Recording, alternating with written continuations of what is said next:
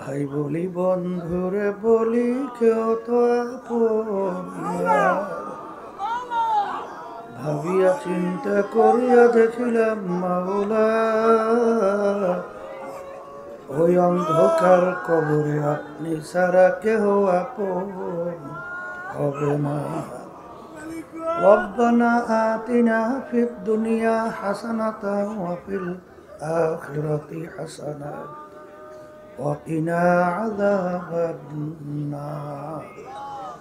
রব্বিরহামহুমা কামা রাব্বায়ানি সগীরা।